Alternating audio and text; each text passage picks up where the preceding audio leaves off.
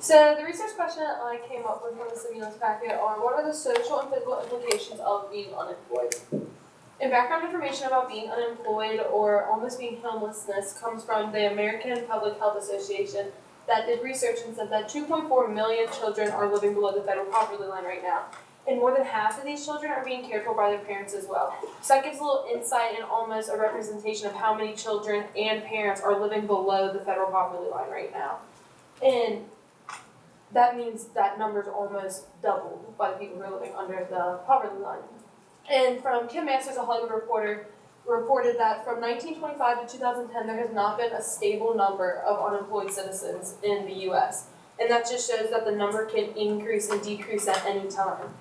And tested citizens on their mental health of being unemployed for a year or over showed negative results. And that came from Cloud Hoseman and Raymond Myers, professors at the Luxembourg University, that showed results of things such as like depression or boredom that can lead to someone not wanting to work.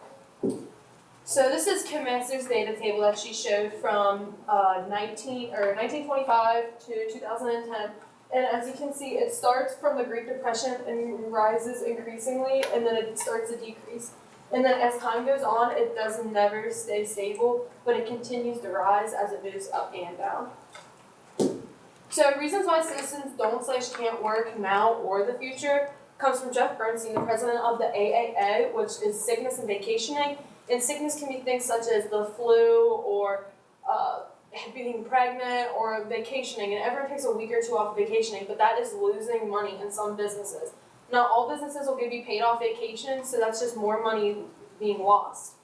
And technology comes from Derek Thompson, discussed in the stimulus packet with A World Without Work.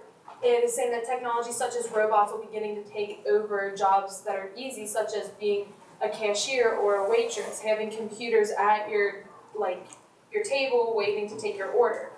And stay at home to be with your children is also a big reason why people choose not to work. They'd rather stay at home and be with their family and raise their children correctly rather than have someone else watch them for them. And physical and mental effects that come from being unemployed comes from Suzanne Benker and the packet from Derek Thompson. It says that citizens today feel the loss of income and have a higher risk of suffering from mental and physical alignments. And routines like working all day has saved emotional traumas, mostly because it's a distraction from everyday life. That's like going to school too. Going to college as a student is almost equivalent to having a full-time job. And when you're at school or working and you're doing something that's a distraction, you're not thinking of everyday life problems that come from that. So having a job also does save you from things such as like depression, and it'll distract you and you're not having those mental illnesses occur as much. And not spending enough time with your family, like I said before, from Suzanne Benker, who is a stay-at-home mom. And she says she regrets spending not enough time with her daughter as a child because she's not grown up the way she wants to be. And if your child isn't grown up the way she wants to be, she's going to continue to think it's okay, that's the right way to treat her children once she's older. And American citizens' thoughts when being unemployed comes from also the university study Megla that showed signs of boredom in life, which tends to increase the sleeping time or laying around.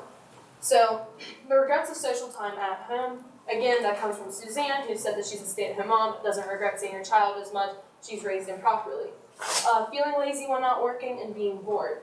These signs can show increasing amounts of data that shows people will stay at home and try not to get a job when they aren't working, and they feel less to do so if they're just staying around at home doing absolutely nothing. And that comes from the university study that showed the signs of being bored or such. And having an unemployed parents or people that you live with, like grandparents, does have major effects on your children. So being raised improperly, that goes back to Suzanne Benker again. She thought as if her children weren't raised right because she had a babysitter do it for her, and they weren't teaching her the skills and tactics she needed to know as a child to become a young woman. And being raised poorly will affect the way your child grows up and raises their family. So the way you raise your children now will affect the way they raise their children when they grow up. And I threw the babysitter and relative effects on your children because there are very big differences with having a babysitter and a relative treat your children when you're growing, when you're at work and you have to have someone watch your children. The babysitters is not a good idea according to Melissa J. Doak. Having a babysitter has shown forceful fondling at the top, followed by forceful sodomy, sexual assault with an object, forceful offenses, simple assault, aggravated assault, kidnapping, and homicide. And having a relative is more of a trustworthy idea because having your grandparents or maybe your sibling or niece or nephew has shown positive results because they want your child to be raised the same way they raised you. And this is the graph that Melissa J. Doak created with the babysitters. It shows how forceful fondling is way higher than the rest of the forceful sodomy, forceful rape, and such. And those are the percentages of all the offenses that do occur. And kids and teens working is last with the implications that come from being unemployed. So back to Derek Thompson again from the stimulus packet. Kids and teens working will start working at ages such as 15 to 14 years old. You can start pushing grocery carts at Kroger's when you're 14 years old. And those jobs are going to be easily replaced by robots. So waitresses, cashiers, bushers, grocery stores, those will all be swiped away out of the employment rates. So when those jobs get replaced by robots, the employment rate will increasingly rise because those jobs are also taken up by children and adults now. And responsibilities come from teenagers now, such as paying for gas, paying for your car, school, phone, or even paying to eat sometimes.